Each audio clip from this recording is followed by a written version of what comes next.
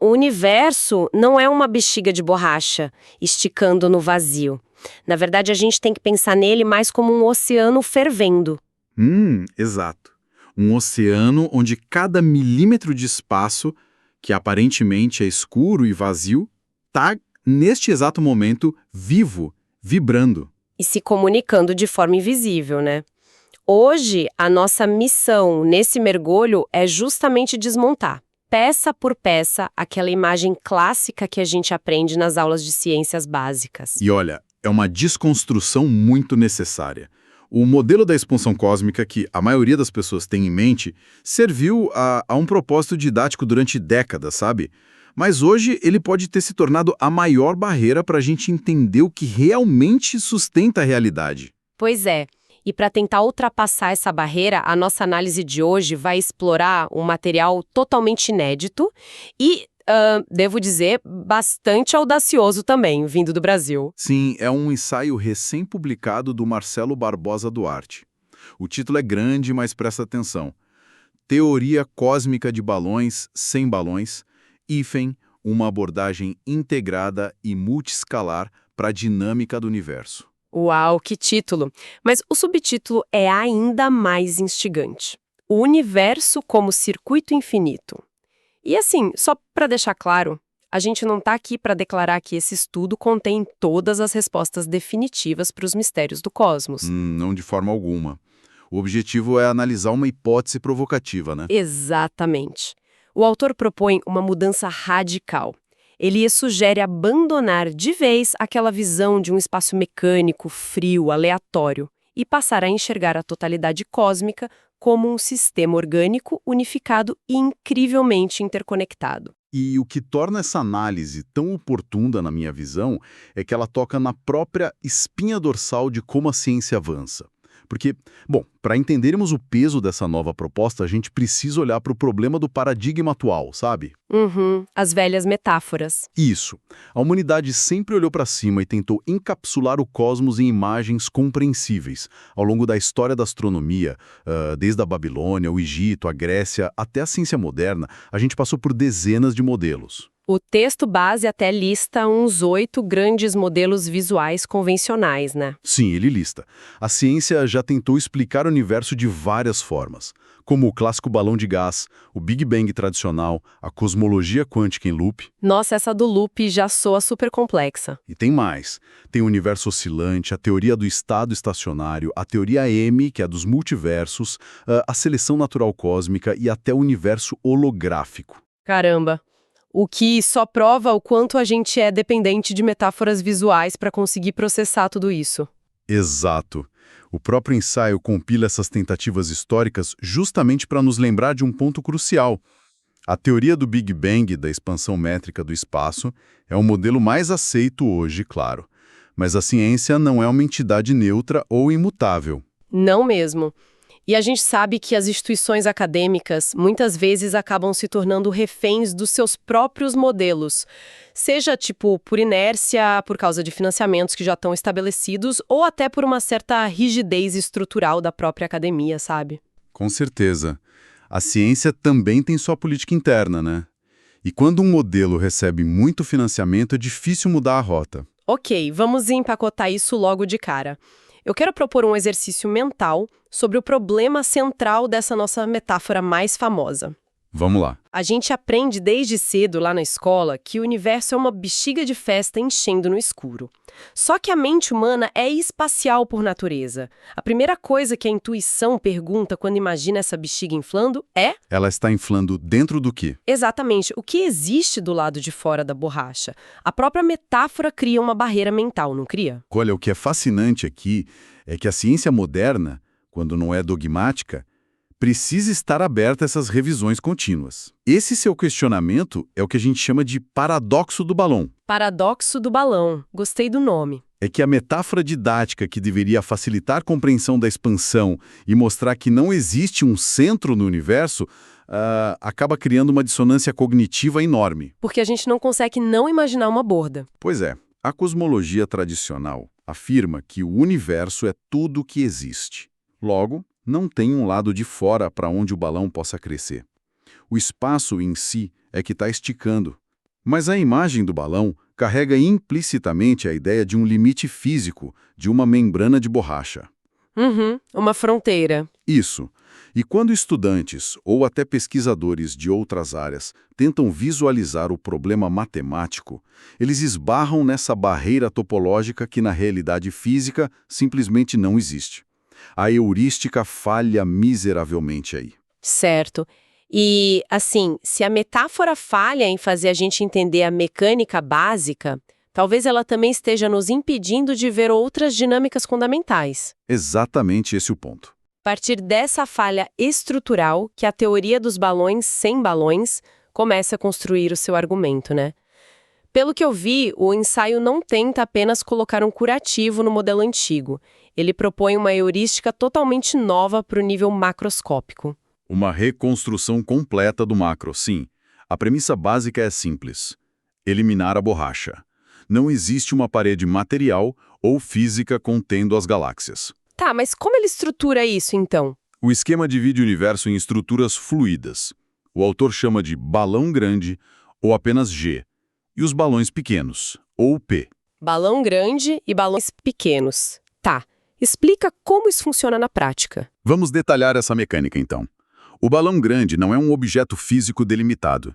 Ele é a representação da totalidade do universo, preenchido por uma energia do vácuo. Certo, o todo. Isso. Só que, dentro dessa imensidão, a gente não tem um espaço liso e uniforme, como uma folha de papel. A gente tem perturbações internas, aglomerações de matéria, diferenças de densidade. E essas perturbações são representadas pelos balões pequenos. Ah, entendi. E a mudança drástica de paradigma aqui é como essas estruturas interagem entre si, não é? Porque no modelo convencional, a expansão do universo é impulsionada pela energia escura, que age tipo uma força misteriosa que vai esticando o tecido do espaço uniformemente e levando tudo junto com ela. Exato. O modelo tradicional foca no tecido esticando, mas a nova proposta traz uma diferença fundamental de dinâmica. Então, se eu descartar a ideia do tecido esticando e trouxer isso para uma analogia mais palpável, em vez de uma bexiga esticando passivamente, o universo proposto por essa teoria se comporta mais como uma panela de água fervendo. Excelente analogia. Essa metáfora funciona muito bem. Porque, tipo, as bolhas que se formam pelo calor interno, que seriam os nossos balões pequenos, elas não ficam paradas, né? Elas se expandem, sobem, criam pressão. A dinâmica fluida dessas bolhas afeta todo o volume da água na panela, certo? O universo seria esse fluido gigante, onde as perturbações locais geram uma pressão mecânica que empurra o todo de dentro para fora. Essa metáfora da mecânica dos fluidos capta a essência da proposta perfeitamente. O ensaio sugere que as heterogeneidades estruturais locais, essas bolhas internas que você mencionou, geram o que a física chama de empuxos mecânicos. Empuxos mecânicos, tá. Isso. Em vez da expansão ser apenas uma métrica abstrata do espaço se esticando passivamente no escuro, ela sofre a influência direta dessas pressões internas fluidas. Então, o universo macroscópico passa a ser modelado como um sistema totalmente interconectado. Onde a turbulência e o comportamento dinâmico de partes locais, tipo aglomerados de galáxias, afetam o comportamento do sistema inteiro. Exatamente. O micro e o macro afetam o mesmo volume fluido. Mas espera, se a gente usa a metáfora da água fervendo... A água ainda está dentro da panela, exato. Isso, a panela tem metal, tem um limite rígido. Se a teoria se chama balões sem balões justamente para tirar a ideia de borda, como o autor resolve o limite desse balão grande? Quer dizer, o que impede esse fluido cósmico de simplesmente vazar e se dissipar no nada absoluto? Olha, essa é a parte mais elegante da construção conceitual dele. O autor introduz a ideia de uma camada protetora, mas ele faz questão de frisar com todas as letras que não é uma membrana material. Não é uma parede de contenção como o metal da sua panela. Tá, se não é material o quê? Trata-se de uma interface energética. Para quem está ouvindo, imagina isso não como um muro de tijolos, mas como uma zona de transição. Uma camada moduladora que está em perfeita sintonia com a própria energia do vácuo. Ah, então ela age mais como um campo magnético que segura as coisas sem ter um limite duro. Muito parecido. Essa interface serve para mediar as interações e as pressões entre o fluido interno do universo e o estado quântico fundamental que permeia tudo. Ela mantém a coesão do sistema baseada puramente em equilíbrio de energia, não em barreiras espaciais rígidas. Caramba, isso muda tudo! O universo deixa de ser um objeto contido em algum lugar e passa a ser, sei lá, um estado dinâmico que se sustenta por pura física de fluidos e modulação de energia? É uma mudança de perspectiva gigantesca, né? Muito. Mas essa explicação levanta uma questão inevitável. Se o universo é essa panela fervendo, borbulhando e empurrando todo através de pressões internas, de onde vem o fogo? Ah, a ignição do processo. Pois é, o que está gerando essa agitação toda no nível mais microscópico, antes mesmo das grandes galáxias se formarem? E eu acho que isso nos leva direto para a segunda parte do estudo, né? O nível micro e o conceito do universo como circuito infinito. E é aqui que a física clássica costuma bater de frente com a física quântica. Precisamente. Para explicar a origem dessa dinâmica e desse empuxo, a teoria precisa descer à menor escada possível.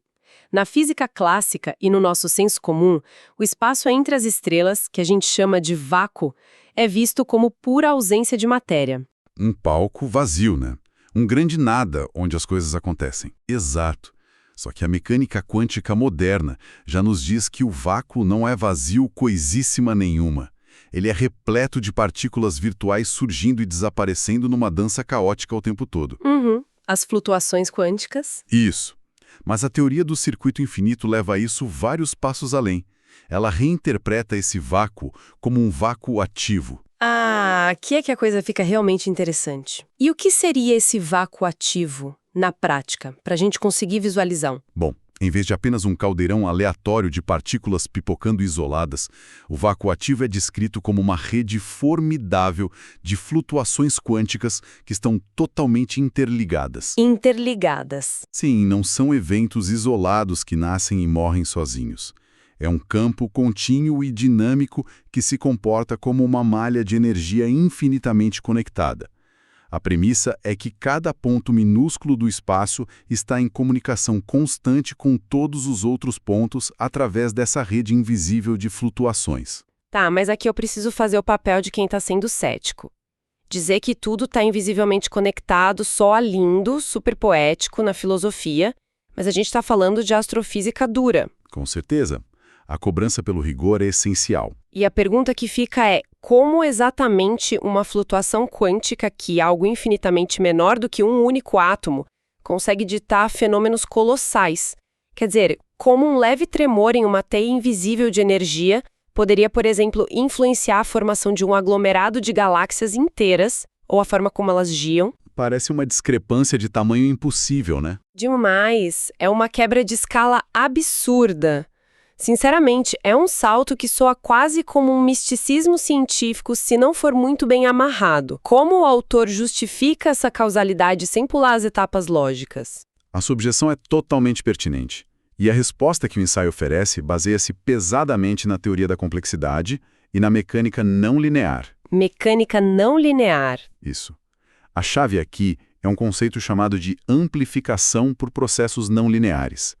Olha, num sistema mecanicista simples, se você tem uma pequena flutuação, ela logo perde força e desaparece rapidamente. É abafada pelo meio. Tipo jogar uma pedrinha num lago enorme. A marolinha some logo. Perfeito.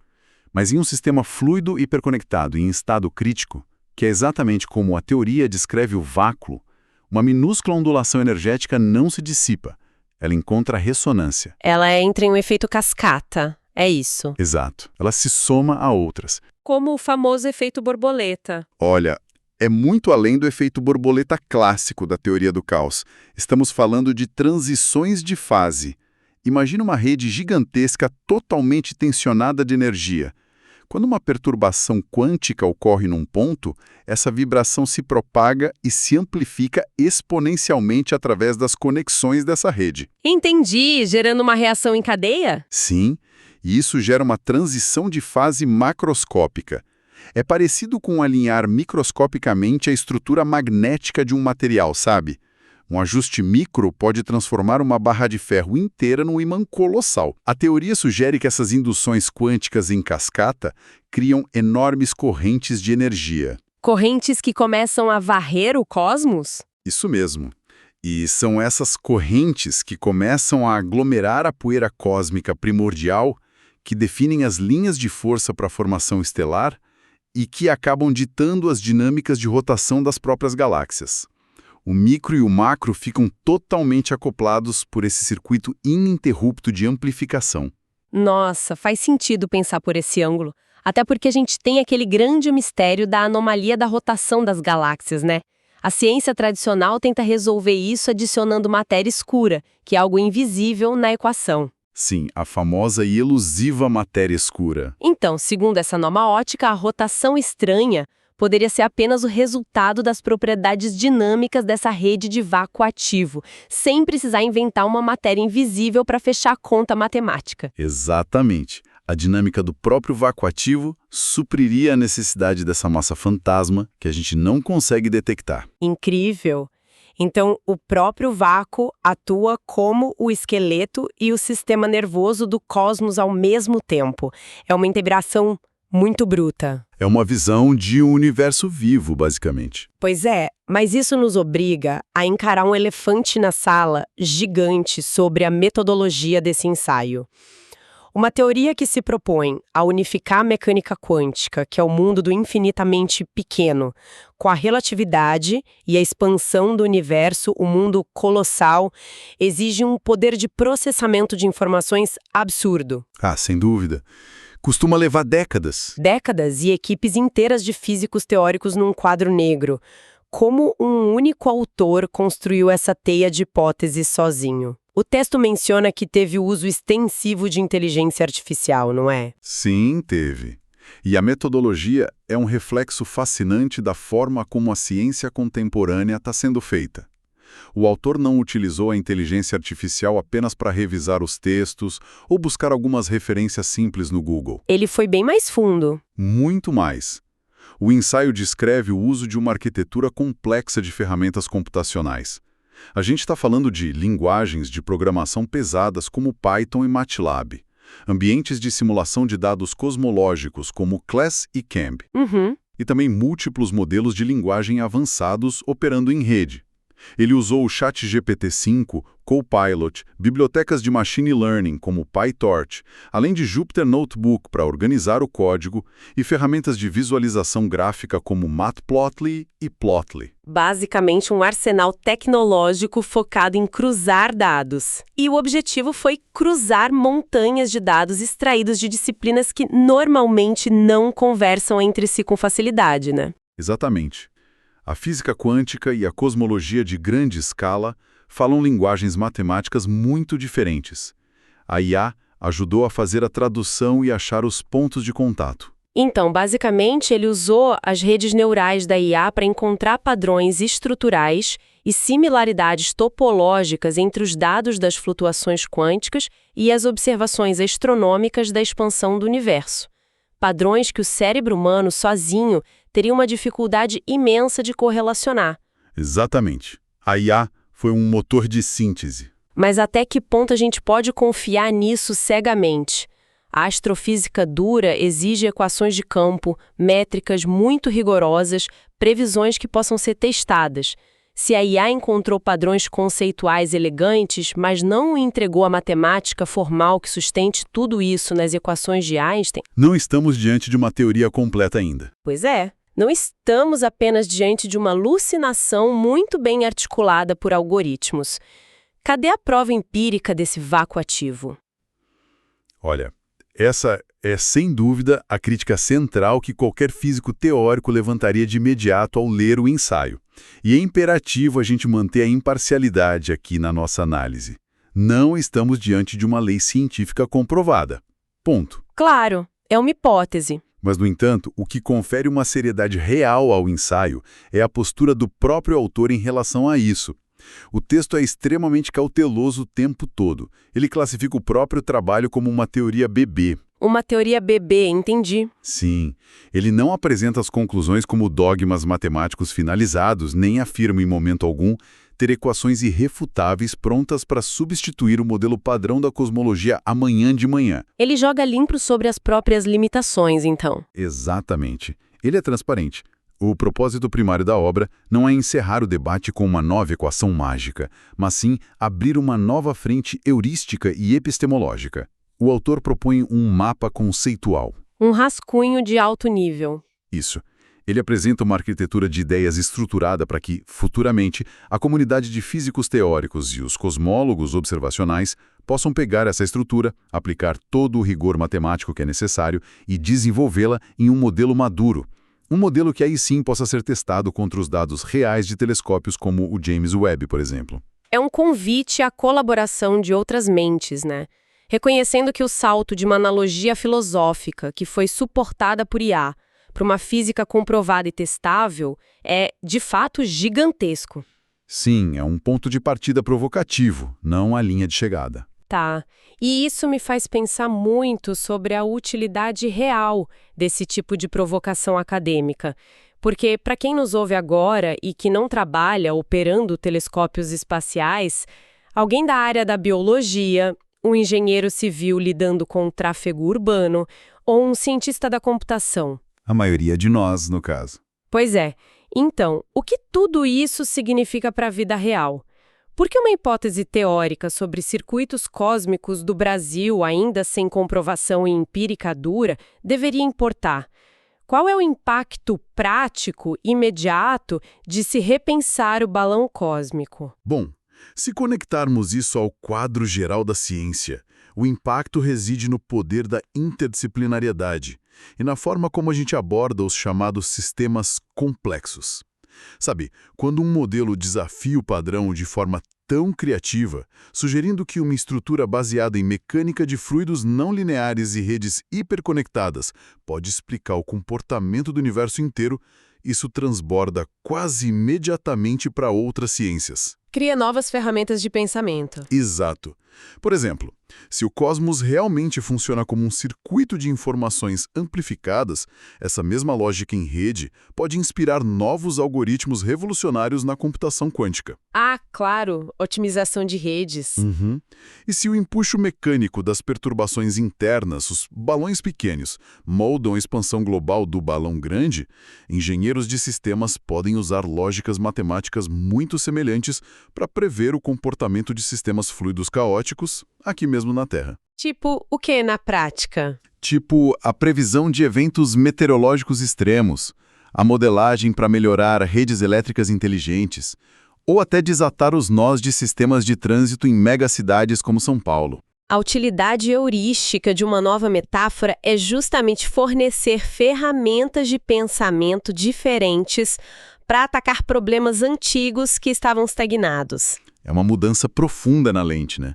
O ganho não está apenas em descobrir a resposta final para o cosmos, mas na flexibilidade cognitiva da nossa espécie de conseguir fazer as perguntas sobre um prisma totalmente novo. Com certeza, o exercício já vale o esforço. E a gente já chegou na reta final desta análise e olha, independentemente de a matemática do futuro vir a confirmar ou refutar completamente a teoria dos balões sem balões, eu sinto que o exercício que o autor propõe já cumpre um papel vital. O universo deixa, ao menos na nossa imaginação, de ser aquele espaço delimitado, silencioso e vazio, expandindo-se de forma mecânica e sem vida. Passa a ser algo muito mais próximo da biologia do que da mecânica clássica. Exato. Passa a ser imaginado como um ambiente orgânico, um organismo feito de energia vibrante, fluido, repleto de circuitos em constante feedback entre a menor das faíscas quânticas lá no vácuo ativo e a maior das galáxias giratórias. E o mais bonito, não há bordas de borracha para bater a cabeça, apenas camadas contínuas de interação. É inspirador. E a grande lição sobre o avanço do conhecimento humano que a gente pode tirar daqui é justamente essa. A ciência não caminha apenas através de equações mais longas e precisas, ou construindo telescópios cada vez maiores. Ela dá os seus maiores saltos quando a gente se permite questionar os dogmas silenciosos e aquelas metáforas confortáveis que engessam o nosso pensamento há anos. O famoso sair da caixa que a gente tem tanta dificuldade de aplicar. Sim, E o uso da inteligência artificial nesse ensaio é emblemático. Ela não entra como um substituto preguiçoso para a observação ou para a matemática. Ela entra como uma ferramenta de síntese, capaz de encontrar conexões perdidas entre disciplinas isoladas que humanos demorariam a cruzar. É um vislumbre fascinante de como as teorias científicas pesadas do futuro poderão ser incubadas nos próximos anos. O rigor vai ser sempre necessário depois, lógico, mas a imaginação e a audácia de propor o novo são os motores iniciais do progresso. Nossa, muito bem colocado. E eu acho que esse aprendizado se aplica perfeitamente ao nosso cotidiano também, sabe? Porque se os modelos que regem os maiores mistérios do universo, mesmo sendo apoiados por décadas de tradição e prêmios Nobel, ainda podem e devem ser questionados e reimaginados através de novas analogias, então os nossos próprios modelos mentais inflexíveis e as nossas pequenas certezas diárias também têm muito espaço para evoluir. Com toda certeza. Às vezes um problema que parece totalmente insolúvel dentro da sua metáfora de vida atual, do seu balão, ele pode se revelar muito simples se a gente apenas mudar a forma de visualizá-lo. A gente precisa dessa oxigenação conceitual constante. É ter a sabedoria de descartar o balão quando ele não serve mais e, principalmente, ter a coragem de olhar para o próprio tecido da realidade com olhos curiosos, de quem está realmente disposto a reaprender tudo desde o básico. Perfeito.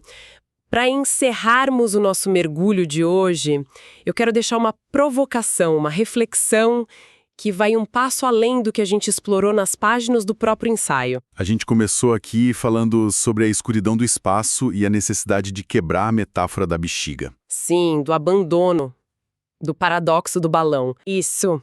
E chegamos à ideia de um circuito infinito, onde a menor das ondulações quânticas, no nível microscópico, tem o poder absurdo de se amplificar através de uma rede ativa, moldando estruturas colossais cósmicas.